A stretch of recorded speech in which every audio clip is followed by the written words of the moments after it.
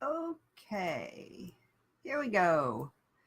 I gotta move some stuff out of the way here. It would just make life so much easier if Facebook would let you put your camera also on the screen with your screen sharing, but they don't. So this is what we got. All right. Hi. Hey, Jackie's here. Now, let me turn off my heater. It's a little chilly here in the ATL lately. So, okay. In our last episode, last week on soap. So you may remember that we left off on refining my 12-month goals. Remember I showed you this from, let me see, get that straight. There we go. So, and I said I was going to make a copy of it, and because I have 5 books, so I was going to do that. I'm glad you got that reference, Jackie. Yes, but of course, you know, we're old. So I did make a copy of that because it only had spaces for 6 goals, or yeah, for six goals, and I wanted to use those for books. Well, then I decided that I didn't really like the way it was set up. So I went to, I'm a little bit of a planner addict, and I have a bajillion planner pages in PDF form.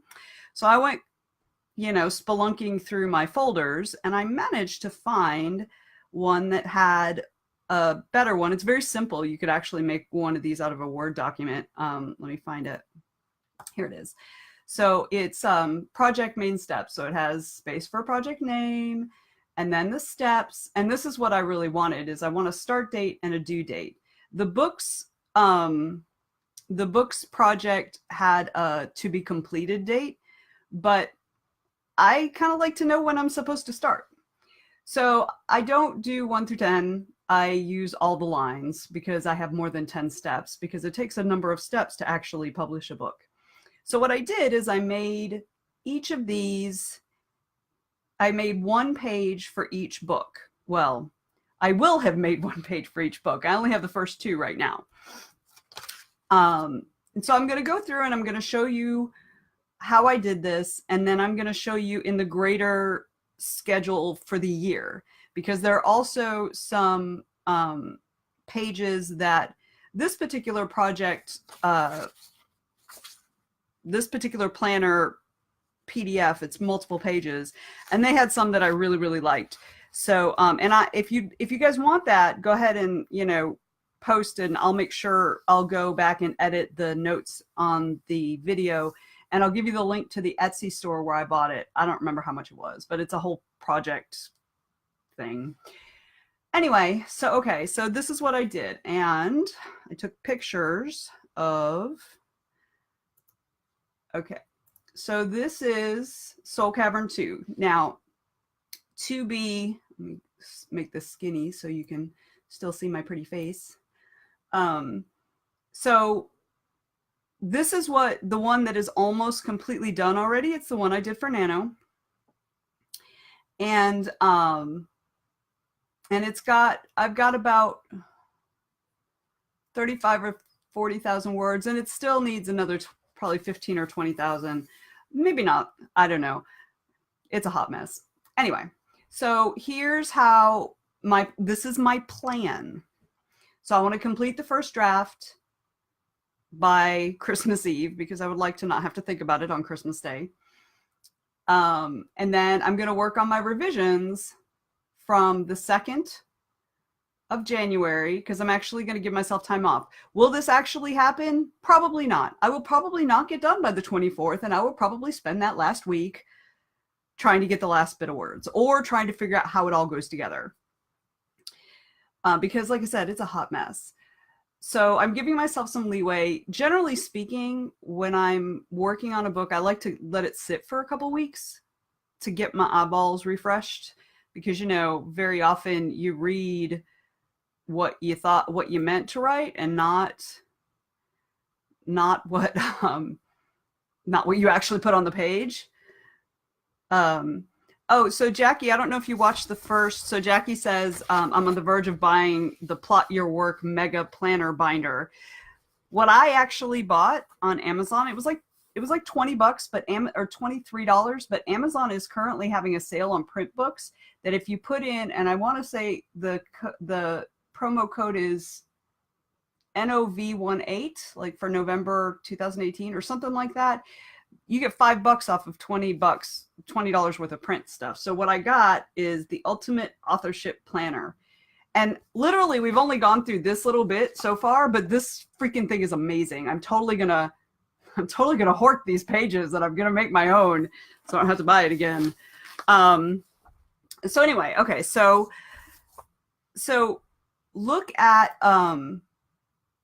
okay, so look at trying to take, I usually look at trying to take a couple weeks, but because I really want to kick this out and because I have not been particularly efficient in getting this done because, I already had 25,000 words before I figured out an actual plot. This whole manuscript is a hot mess. And also, in talking about revisions, let's hop ahead here too. So revisions from the 2nd of January to the 24th. So that's about 3 weeks. Now, please keep in mind, this is my day job, right? If you're working a 9-to-5 job, don't look at this and go, oh my God, I could never possibly revise a manuscript in 3 weeks. That's crazy. Well, yes, it's crazy if you have a 9-to-5 job. I mean, potentially you might be able to do it, but don't get hung up on the time frames that I'm setting up. Figure out how it works with your schedule. This is what this is about. This whole thing is about sitting down and figuring out how long that's going to be. Now, when I pulled these numbers, I had actually done this particular book. I'd already planned out the timeline for this particular book. I had to make a couple adjustments, but I had already had this not on paper, but I have a Google Calendar that has all of my deadline dates, although I'm changing the next book completely, the deadline dates for that. So I already had this mostly done. But when I sit down, I didn't grab this. Did I grab this one? There's a piece of paper. So I printed out I went to my Google Calendar and I printed out a year, like just, the year, right? Just nothing fancy. And you see where I've got bits circled? So you see how I've got bits circled here and here and here and here and here and here and here. Those are all conventions, or me being out of town, but I'm pretty sure these are all conventions. Yeah, pretty much. So that's my convention season right there. Whee! So I sat down with this and I, took into consideration when I'm going to be out of town or, otherwise engaged. So yeah, I don't know. I literally have 3 months out of the year that I am not going to a convention. Not all of them. Well, all of them but one is a work convention. Like I'm actually doing stuff for it. I am going to one next month that I get to just be a person and not a person in responsibility, in any responsible capacity at all, which is awesome. Every other one I'm doing something. So, all right. So I've got my revision. So that's what I did. And actually this is the wrong page. Oh, I deleted the other one. I had to take 2 pictures of this particular sheet because I had to change this because I got the dates messed up. And I didn't actually, I took a second picture, but then I deleted the wrong one. So this is the new one. So the new one says, can you see that? I'm trying to, okay. So the new one says that my revision right here goes through 116. So now I only have 2 weeks and I have no idea if I can do that shit. So, but I would like to get it done before I leave for that convention because I really don't want to mess with anything while I'm there because it's the only one I've got where I get to just, do my own thing. All right. So what that did was, so here are the steps. Let me just go through the steps. I've got complete my first draft.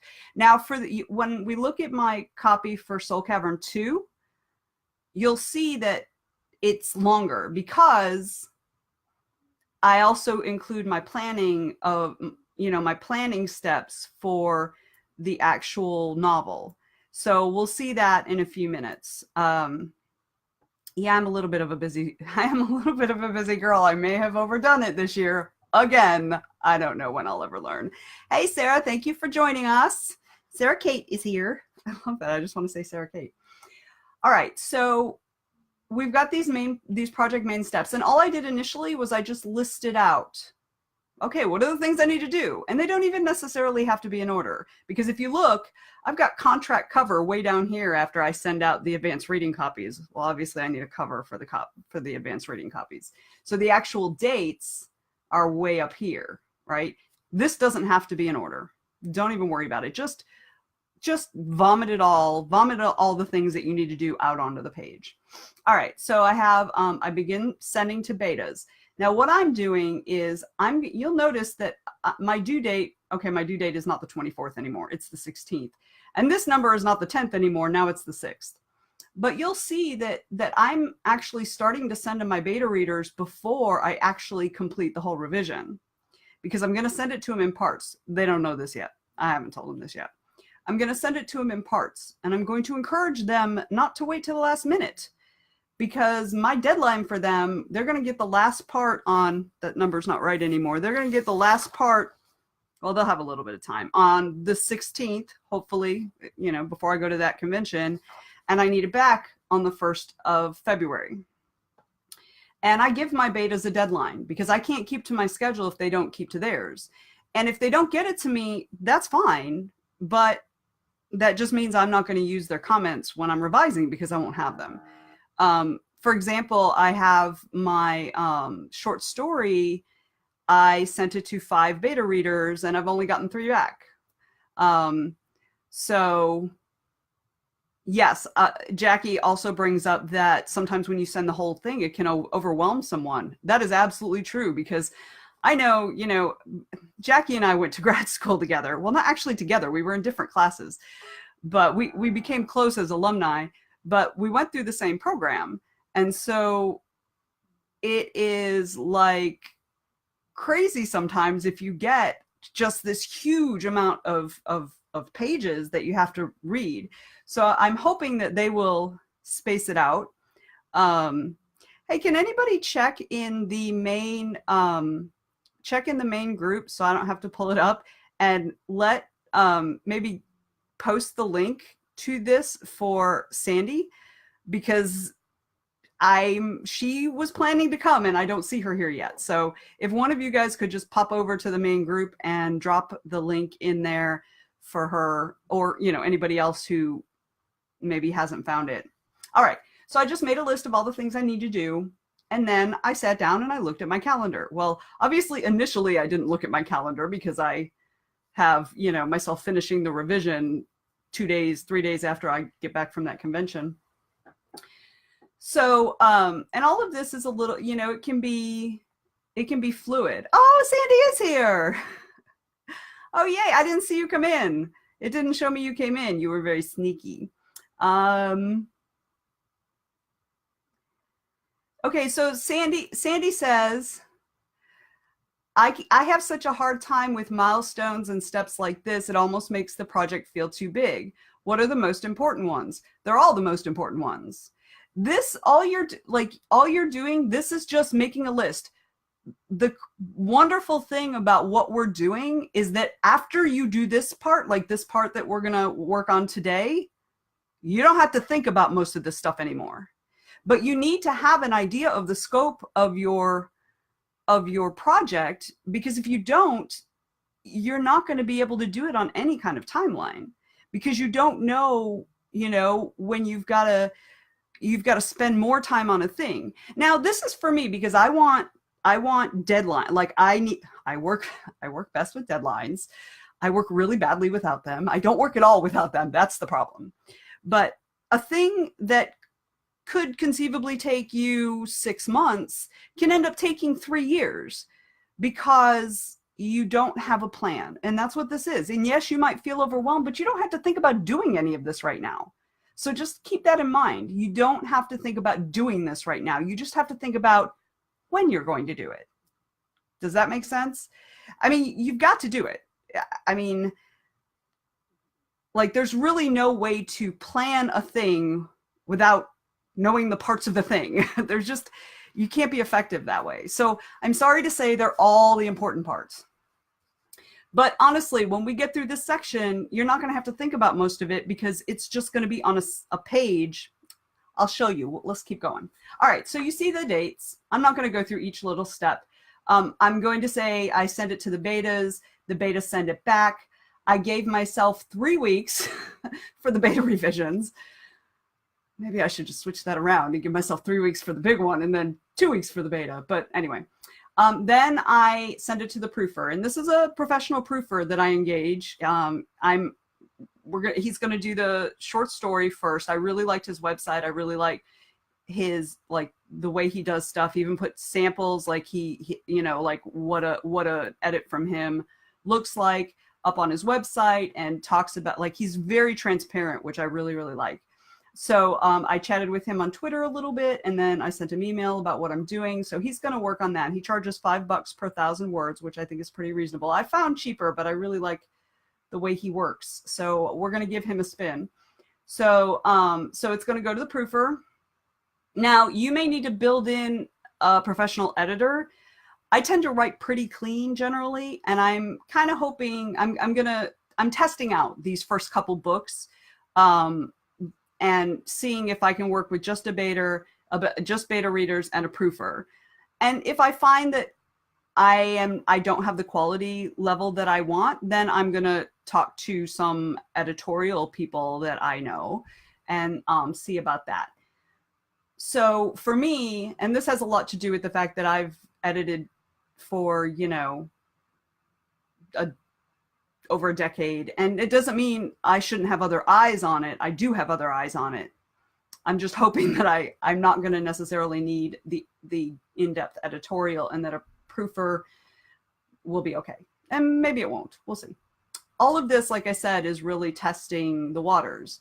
So then my final revision here, and that should not take me long, because really with the proofer, it should just be a matter of, okay, you know, I need to accept these changes, or no, I don't like that suggestion, or whatever. Then I'm sending it through Pro Writing Aid. If you haven't heard of Pro Writing Aid, you may have heard of Grammarly or Hemingway.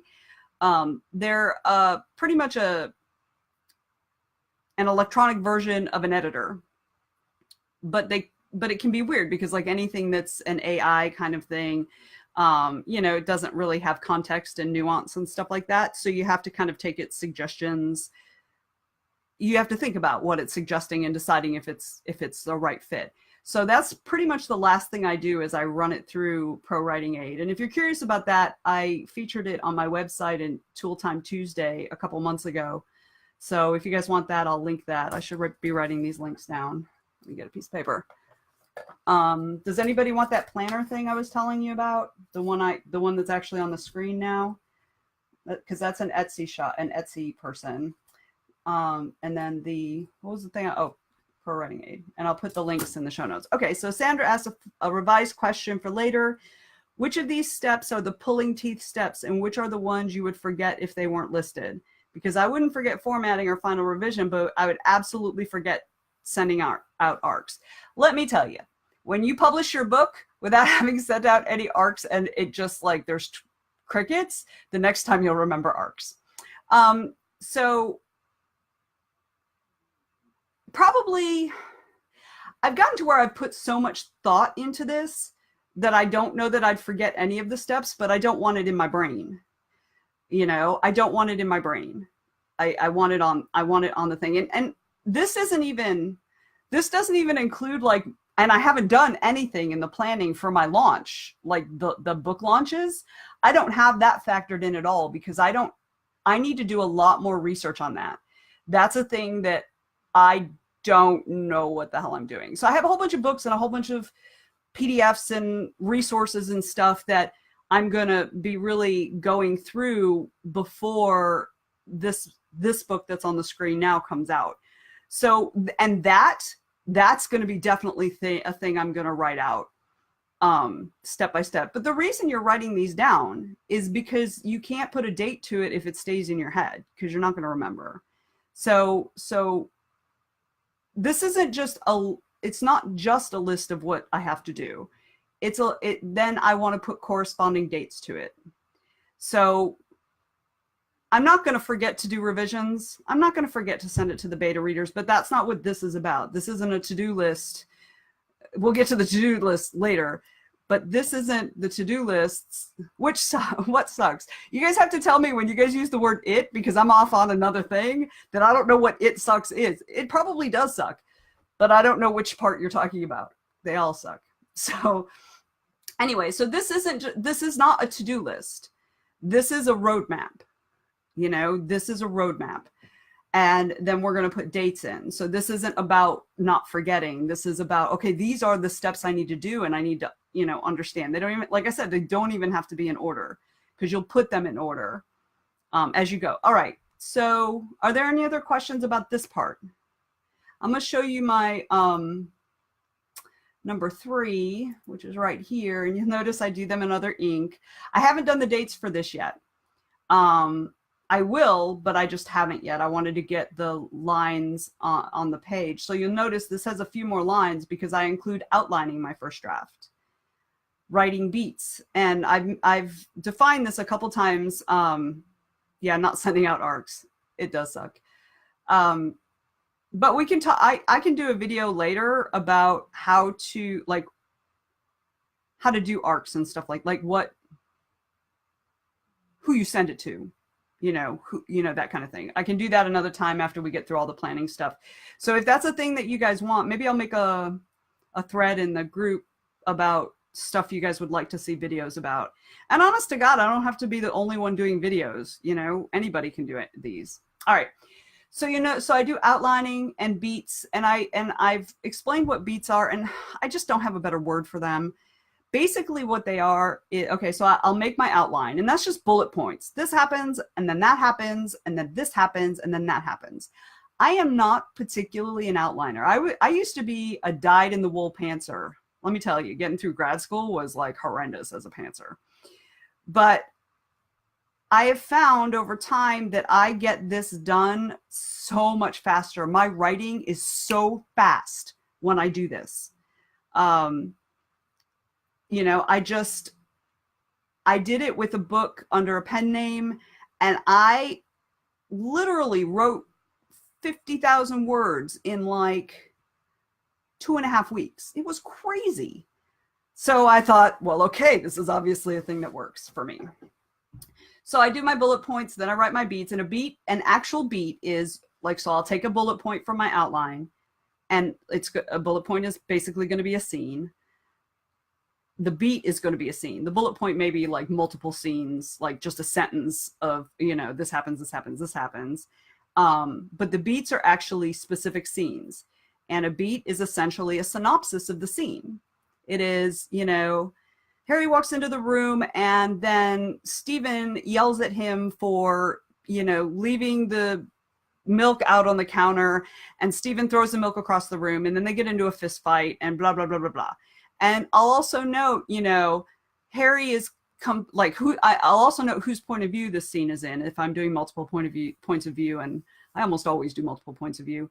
And then I will also include, you know, what the point of view character is actually feeling, and different things I want to point out. Oh, make sure you put in, and this is good for mysteries and thrillers especially, make sure there's a line about the flowered pot holder that's hanging off the stove, or, you know, whatever.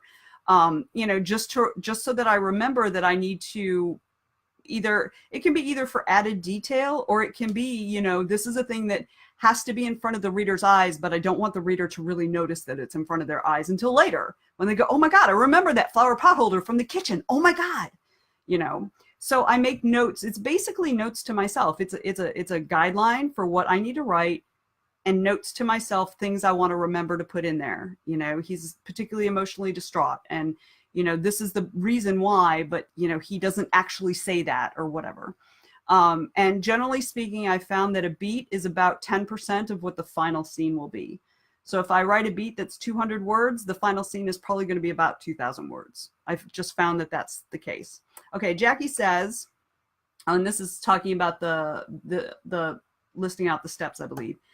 This is kind of like driving cross country. You know the states you'll pass in which general order, but you might not know all the pit stops yet. So I totally get what you're saying. At the process overview with the date range, knowing one stage might go faster or slower, right?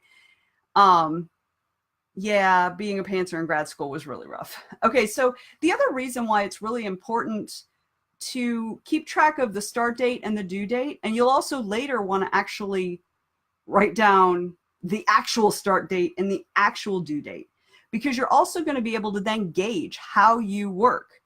Because if I'm going to do my revisions in 2 weeks. Yeah, I already know that probably won't happen, but I'm going to try. I'm going to bust my ass and try, and we'll see what happens. But then when I write down, okay, no, that really needed 3.5 weeks, so that when I go to plan the next one, I can make the dates more like realistic, I'll know. Or, when I did my beta revision, that only took me 6 days. So, I don't need 3 weeks for that. So, maybe I'll do 10 days, I'll budget it for 10 days, depending on the length of the actual story, of course. So that's the other reason why it's really important to have your whole list and have your start and end dates. Sandra says, for me, so much of this is a mental game. It's like I'm tricking myself into eating vegetables. So I actually did something like this, but I only included steps like send reader magnet, start, send 10% sample, ask for betas, complete, get cover design. I also included all the revisions. I'd be giving myself like 80 bathroom breaks and a million vending machines. But you're not, again, there's no way you're going to be able to get, if you're just doing to-do lists, there's no way you're going to be able to then use the information about how long it took you to do things and apply it to your next book, because you're not going to know. You're not going to know. I mean, definitely to-do lists are important, and we will get into that later, because we're going to go, we're starting at like we started at like the 30,000 foot view, and now we're breaking down, and we're going to get all the way down to how I plan my day. How I plan 2 weeks, how I plan a week, how I plan a day. So like we will get down there, but there's no way you're not going to be efficient in the long run. If this is a thing you want to do for the rest of your life, and you want to, find success, and you want to make this a career, then you've got to have some sort of data on how this works for you, and how much time you need to actually put out a book. Because honestly, if all of us went by like how long it took us to get our shit together for our first book, we would probably write 8 books our entire life. But we can do so much more than that, right? And you'll also be able to see over time how much more efficient you get at actually doing the tasks. So I understand about tricking yourself into eating vegetables. I do that almost every time I sit down to write. I'm like, oh my God, I don't want to write today. And then I'm like, okay, fine. And like, I'll start writing, and then I'll suddenly remember that I like doing this. It's stupid. But I have to do that too. I really have to do that with exercise, you guys. Oh my God. But I understand. But again, this is something that for me, I do it at the front end, because honest to God, I'm not going to think about once I have this particular thing, this Soul Cavern 3, once I have this filled out with my start dates and end dates, I'm not even going to think about that again. It is out of my brain. I'm not, it's on paper. I've got it. It's good. It's on paper and on my Google Photos. So, but it's really, I really, really, really encourage you to at least give this a try. At least give it a try, because let yourself feel overwhelmed. That's okay.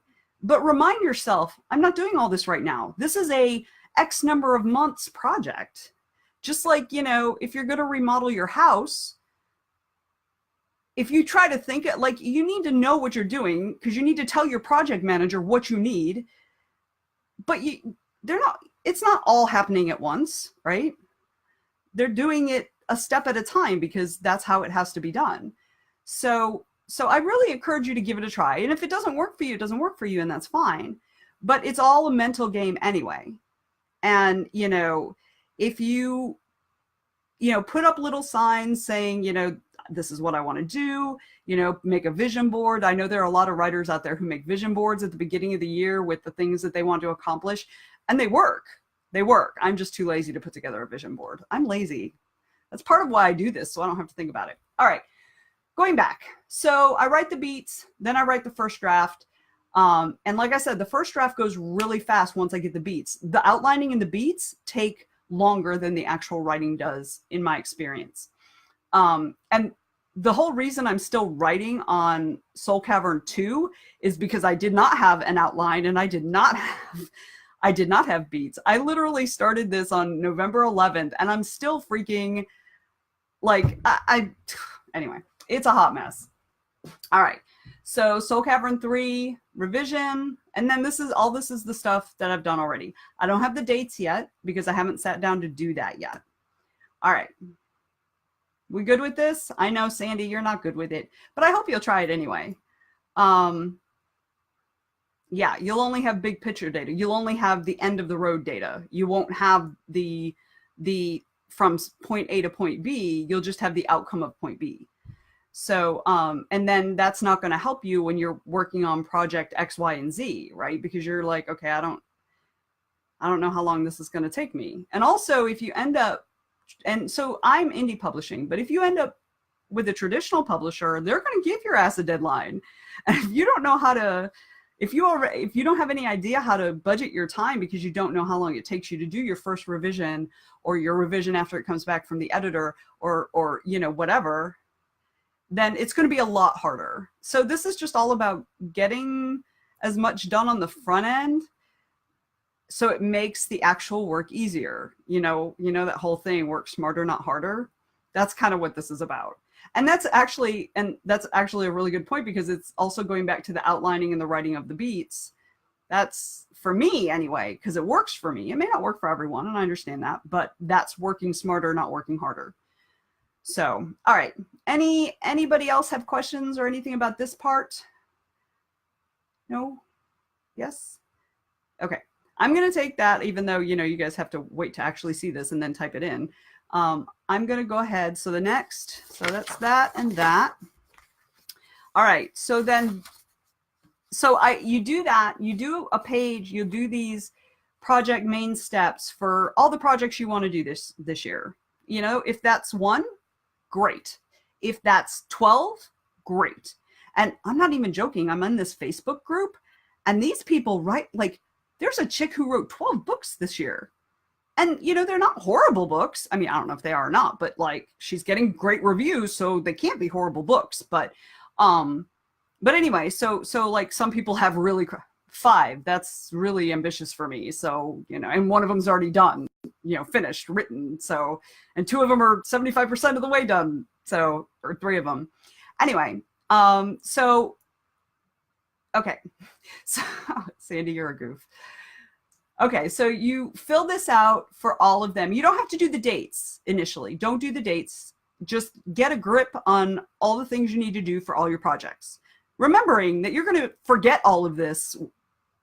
You're going to forget like 93% of it as soon as you're done doing this part, because you don't have to worry about it anymore because you've got it down. So you fill these out for all of yours. Then you go to, or I go to this yearly projects timeline. Okay, so this is for the whole year, obviously, yearly projects for 2019. So these are all my books, and I left spaces because, I don't know, I might change my mind. Another thing, I think you're supposed to pronounce it friction, but they use an X, which is stupid. They're erasable pens, and they come in all these different colors. See, they're all these different colors, but they're erasable pens. And so I had to utilize the eraser multiple times while I was working on this. So I recommend that. Yeah, Sandy, I saw you post in their indie cover sister group. I saw you post your covers. So that was pretty cool. Oh yeah, 12 books in a year. The world building alone makes your head want to pop. Yeah, I don't think they're doing like big fantasy world. Maybe they are. I don't know. They're like the chick who finished 50 or finished 12 books, wants to write 30 something next year. And I'm like, now keeping in mind that a lot of these are probably more in the 40 to 60,000 word range, not what we're used to at 80,000 and more, but still it's crazy. So anyway, so I'm just like sitting back and being like, oh my God, if they could do it, I could do it. Because some of them even have like day jobs and I don't. So, I mean, this is my day job. So there's no reason why I can't be doing that. But I'm not going to be doing 30 this year, I'll tell you that. All right, so yearly projects timeline. So I just list out my books. And I haven't decided what order I'm going to do these later ones in. I haven't quite decided. And I have not really a fourth book. It technically is a fourth book in the Soul Cavern, but these like the first book, Ken's story, which is the short story, and the 2 and 3, those books are all the same story arc. So any other Soul Cavern books are going to be a different story arc, but I've got at least one in my head already. So I don't know if I'm just going to keep going with that or if I'm going to skip over to my Hovel Rats or this Pandora Twins.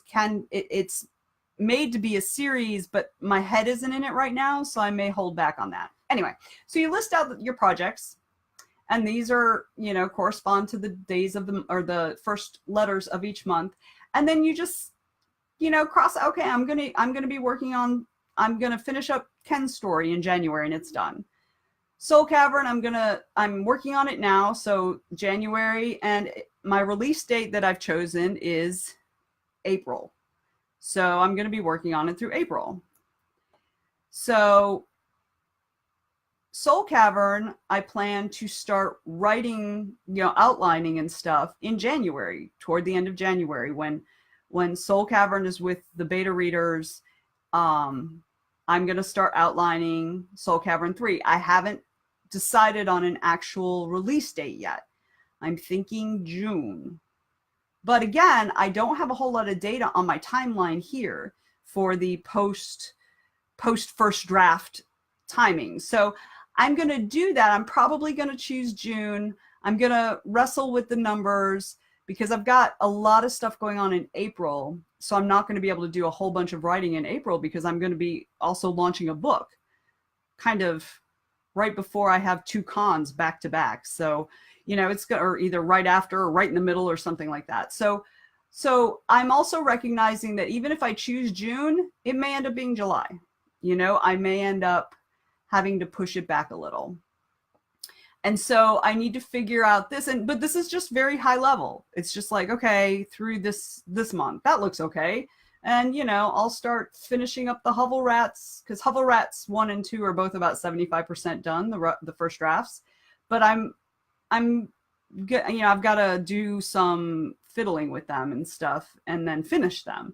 So, that seems good. Like I'll start in March. That sounds like a good idea. And then maybe I'll release that in August. Sure, let's go with that. And this is just picking the time frames that you're going to do these. You're not picking exact dates. You don't need that. You'll do that later. But I know that with these, now this is, like I said, I'm only working on 5. So I just haven't decided if Pandora Twins is going to be in between here and put it out as kind of a one-off initially, or if I just want to go straight into the Hovel Rats series. I haven't decided that yet. I've got time. All right. Questions on this? And like I said, this is just, this looks good. I could probably do that. I could probably start that in that month. That'll be fine. So, okay.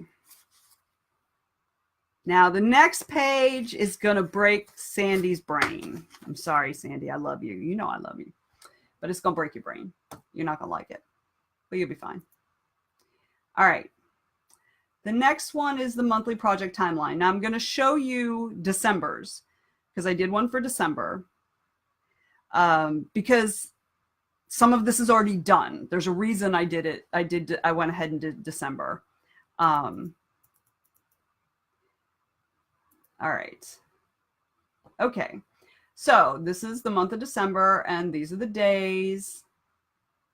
this is my list of stuff to do. Now,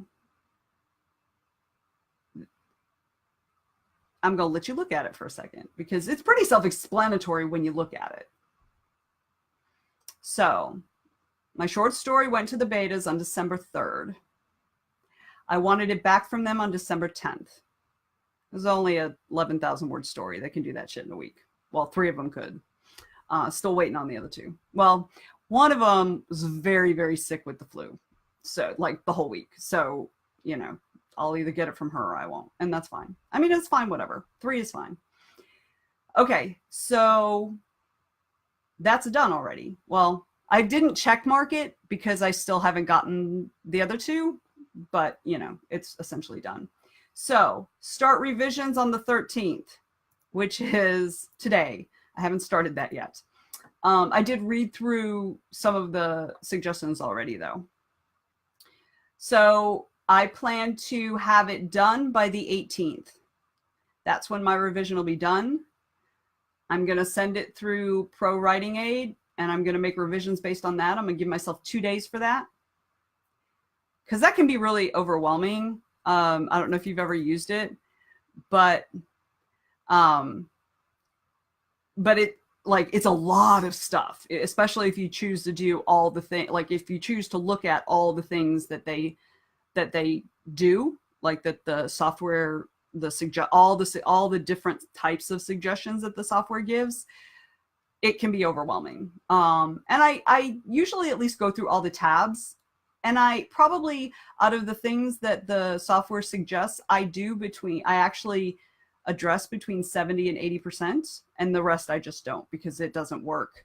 Because again, it's a computer, right? The computer doesn't read like a human does.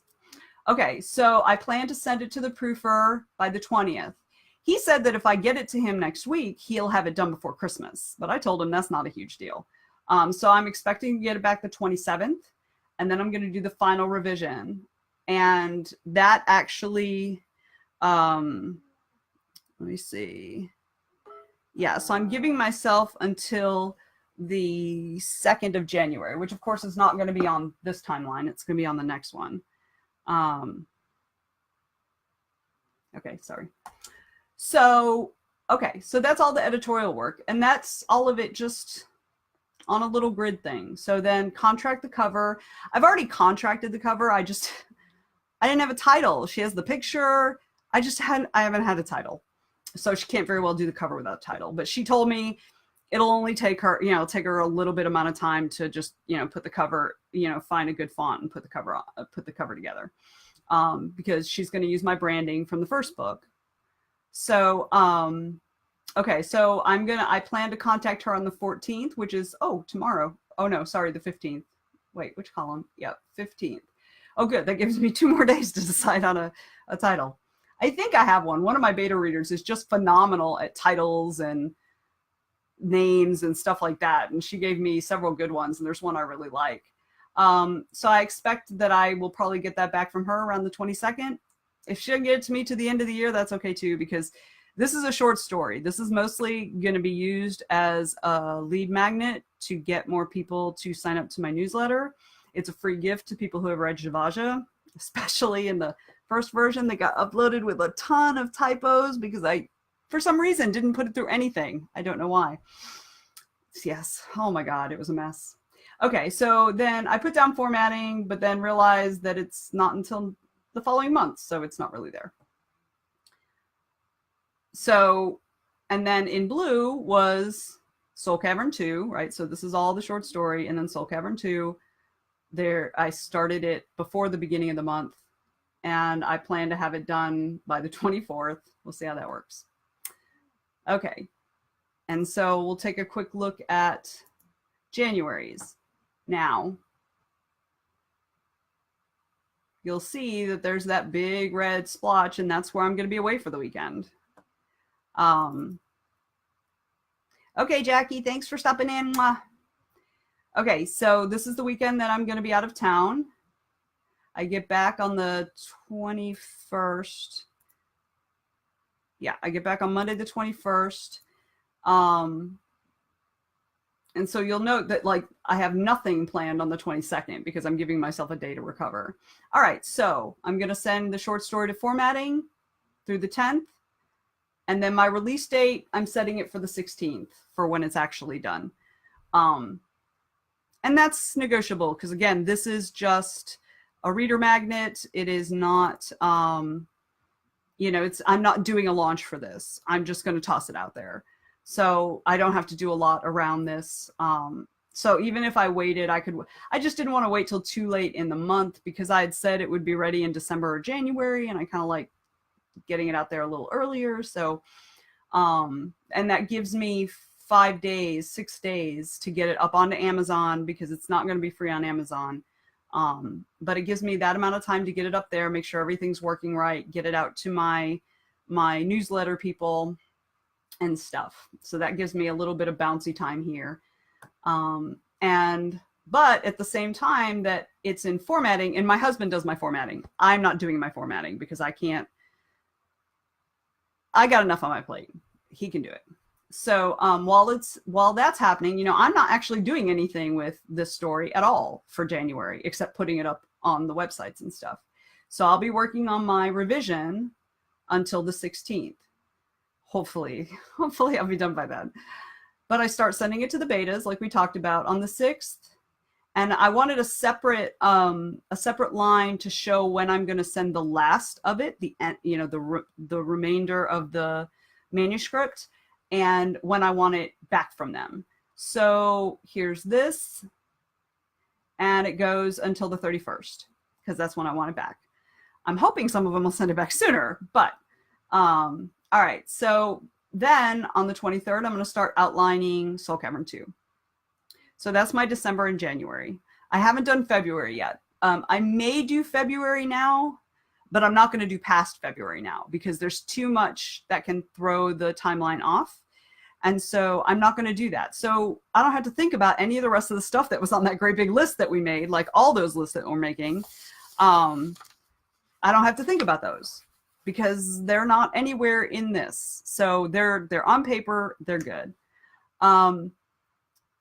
So yeah, so that's pretty much what I've done up till now as far as my planning for next year. And like I said, I may do February. I probably will do February, but I won't do March and I won't do April. I'll do those next month. I'll do at least March next month. I'm trying to see if there's anything else. Oh yeah, that's for the next section. All right, so Sandy, are you dead now? Did it kill you? I hope it didn't. And I hope that you'll give some of this a try at least. Because I really feel like if you, you are an excellent writer, and I know that this is something that you can do for real, long term. You have, like so many of us, you kind of can get obsessive about fiddling and, you know, tweaking and stuff like that. And we can do that forever.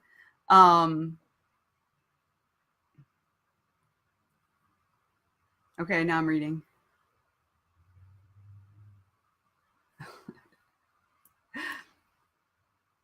Yes, the trick is in the balance.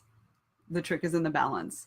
Sandy says that a lot of this may have to do with where you're coming from. And because I was a pantser, that all this planning is better for me. And she says she was a true planner. I can't tell you the amount of time I've spent creating spreadsheets for myself and messing with metrics planning tools like Asana and Toggle. I can tell you I've spent a huge amount of time messing with spreadsheets and making planner pages and playing with productivity software because I've used Toggle. I currently use Rescue Time. And so, yes, the trick is in the balance because fiddling around with all those things just means there's less time we're writing. So that's one of the reasons why deadlines are important for me, because I will literally spend all day screwing around. Like I spent most of the day filling all this crap out. Obviously not reading the Ken's story shorts, right? Not working on the beta revisions. So I'm going to have to do that tonight after I'm done here. But what this is really meant is to create a schedule so that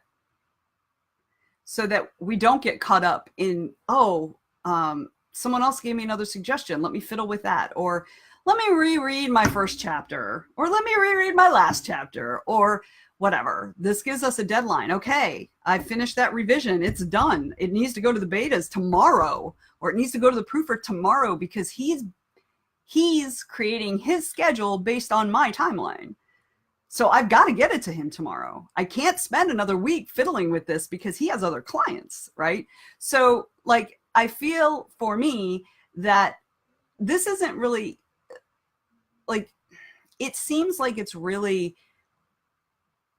huge, like I'm, trying to plan out every single thing. And I am doing that in a way, but it's not just that, it's also a tool that I'm going to use to figure out how long it actually takes me to do this stuff. Because if I don't have some sort of framework that I'm hoping will fit properly, I'm not really going to be able to assess whether it is an accurate framework that I can use going forward. Otherwise, I'm going to be seat of the pants. And you can be a planner and still fly by the seat of your pants, if that makes sense. So anyway, the next part, and I don't think I'm going to do this. I'll just show it to you. We're not going to go in depth for this because it's super easy. So the timeline's done. The timey stuff is done. So like all of this, so like I said, at this point, I can forget everything I've done, except for the stuff that's coming up in the next couple of weeks. And these things, particularly these guys, are going to help me when I'm actually planning my weeks, because I'll just be able to look at this and go, oh, look, it's the last week of January. I'm still waiting on betas, but I'm supposed to be outlining this. So that's going to make my weekly planning way easier, because I'll know exactly what I'm supposed to be working on for my writing that week, because it's already there. So the next section, so I'm going to go back to, so none of this stuff, none of these sheets are in that book that I was showing you. This book right here. None of those sheets are in that. It's in a thing I got from Etsy, but you could do that in a spreadsheet easily. You could do that, in Word, print it out, that kind of thing. I especially, for me, like this because I can just see it. Like, it's like I can see. If I just have a list like this where I just have the dates, yeah, that's very handy. But like, if I think about, okay, what am I supposed to be doing on the 25th of February? I have to go through and it's like, okay, I'm not doing beta revisions. Oh, it's at the proofer, so I'm not doing anything with that.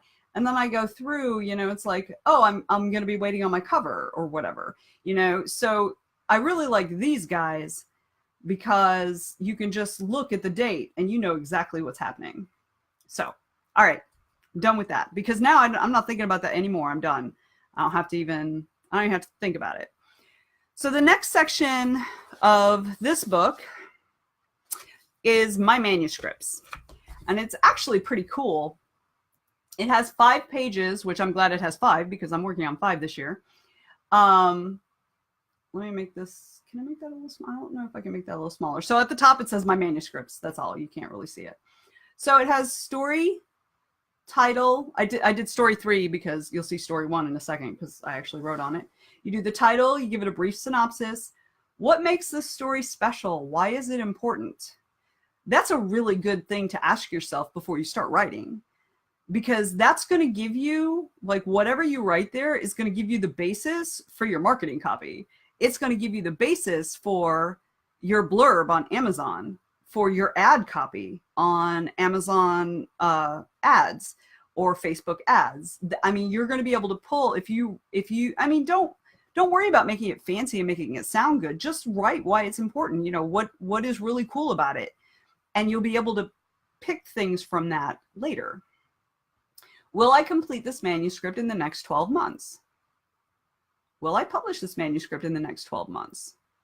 Because, toward the end of the year, you maybe won't be completing it. For me, the Ken story was already done. And actually, I'm going to show you that in a second. Estimated target length and number of words. Estimated expenses for this project. That's pretty handy to have on a page. And so I will go through, here's my Ken story one. Okay, Ken's story. The tentative title is Blue Edge Soul. It's the one of my beta readers came up with. It's pretty cool. Brief synopsis. Ken, David's brother, goes to London to protect Carolyn and Jenny.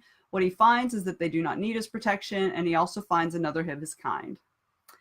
What makes the story special? Why is it important? It provides a huge twist in the story and also gives a taste of what Javaja can do. It's already complete. Yes, I plan to publish it. It's about 11K. My cover is 129 bucks. Proofing is going to be roughly 60 bucks. So now I know the cost. So now I know what I have to shoot for as far as, you know, how much money I'm going to make on this, which I'm not going to make that much money because it's mostly going to be free. So, yeah, so that's that. So that was pretty handy to have. I kind of like that because, you know, you can go back and look at it and have some information at your fingertips. All right. I just crammed that little bit in. Next time, we're going to go through a couple more pages of the book, but I'm probably not going to fill it out, but it's good information to have. Yeah, we're probably not going to go through a whole lot of the rest of the book right now because it deals with social media and calendars and stuff like that, which is not a thing that is part of this. Also, I'm thinking probably 2 more videos. And in probably the next video, Sandy, we're going to talk about the habits versus goals question that you threw on there, because I think it's going to apply a lot more when you get down to the more narrow planning, which is like the 2-week planning, weekly planning, daily planning. So we'll talk about that. I promise I haven't forgotten. So any more questions? I think, Sandy, you're it. You're the only person in the room. So I'm all yours right now. All yours. Me and my cinnamon rooibos tea. It's so good. Okay, let's see. Okay. So something I've been thinking about is not just why a manuscript is special, but how it helps my brand. That's exactly right. Either as a YA author or under some pen name. Example, I'm writing a standalone YA contemporary that doesn't fit into my YA fantasy world, but I want to use it as a reader magnet by posting on Wattpad. That's fantastic. Yeah, absolutely. I mean, as far as like what makes it special or what makes it interesting or whatever, I took those questions as just broad. What makes this story special? Well, because I get to use it as a reader magnet and I'll get more readers on my newsletter. Yes. That's absolutely, you know, for me with this, I just put it as about the story, but you can absolutely, you know, do it, read into it, whatever you want to read into it to answer that question. You could even make a separate question, you know, is there anything special about this story that lends itself to marketing specifically, or, you know, whatever, or, you know, building your brand. So, so yeah, absolutely. I think that's a really, really good point. Thank you for making that point. Yeah. Do I take the marketing aspect into account? Yeah, of course you have to, especially if you're doing this indie, you 100% have to. With this particular series though, because I wrote the first book so long ago and I didn't really have a specific vision for it, I'm sort of having to fit it in and pat it here and, you know, fiddle with it there, because I'm not really sure. I do not have a very clear vision of how it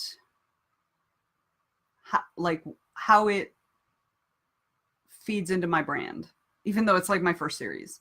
But I figure if I'm going to toss something out there that I'm not really sure how it's going to work with my brand, at the very beginning is a great idea.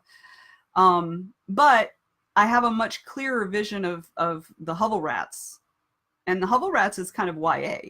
And it's really funny because this book I did not write as YA, but a whole bunch of people are calling it YA, you know, and by virtue of the protagonist's age, sure.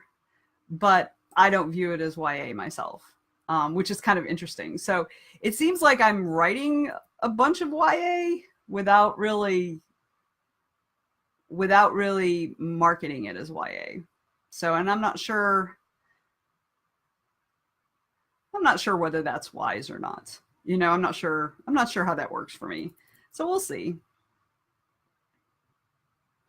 Yeah, Gothic romance there's a lot of really interesting subgenres right now. Like, you know, everybody knows about steampunk these days, but there's actually a whole subgenre that's like gaslight punk. And it's set in, you know, a slightly different time frame than steampunk. So it's really, you know, like the little niches, they sell, right? They have very dedicated readerships because their stuff is hard to find, right? So when they find a new author who writes their stuff, they're like, oh my God, yes.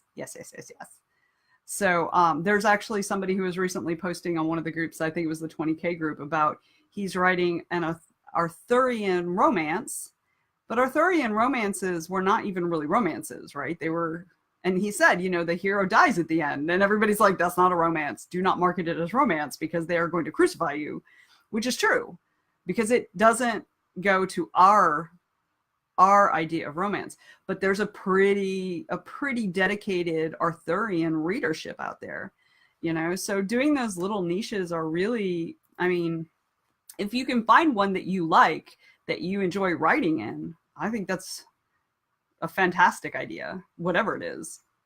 So I went through, I have, I don't have K-Lytics, but I have KDP Rocket. We could probably share.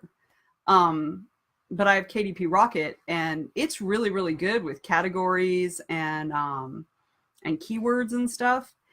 And I found a bunch of categories that I was just like, oh, that didn't even occur to me to look at that. So, yeah, so I'm actually getting ready to email Amazon and get them to add a bunch of categories to Javaja. So, because you can have up to 10, but you can only sign up for 2. All right, that's a whole different video though, and we're just at about an hour, so I'd like to wrap it up. And do you have anything else? I know you wrote a great big paragraph, so you might be in the middle of writing another great big paragraph. So let me know.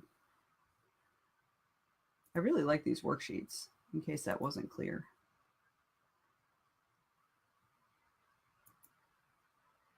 Okay. You always have something else. All right. Hit me. Not really. Don't really hit me. I have someone in my life for that. Okay. You wait till the next video, or you can actually ask it on the tribe too, you know, so it's cool. I'm not, you know, I don't want to completely, you know, hog all the good questions. Speaking of which, anyway, whole different thing. All right. Okay. I'm going to go ahead and wrap it up. Oh, here's the big long one. I knew you had it in you. I think for me, the most important takeaway from this session is that I need a better sense of how long it takes me to write, revise, edit, produce, publish, and promote a novel, especially now that I'm not writing my first novel. So I may set 5 or 6 big deadlines for each novel I want to publish this year, but probably more importantly, I need to track when I complete the more detailed steps. I support this plan. I think that's great. I'm glad you got that out. I'm glad you got that out of this, because that's really what this is about for me. I'm having to gauge. I'm like giving myself deadlines that, you know, I think are reasonable, except for that one that I had to move because I'm out of town. But I really want to see how long this actually takes me when I am on a schedule, even if it's a schedule that I set. So, all right, well, I'm going to wrap this up. So thank you so much for attending, and thanks to Jackie, who had to leave early, and anyone else who popped in and didn't say anything, and anybody who's watching this now later. All right, so the next one will be sometime next week, probably early next week, because, you know, I want to get all this planning done before the year comes. All right, so have a great evening and happy writing.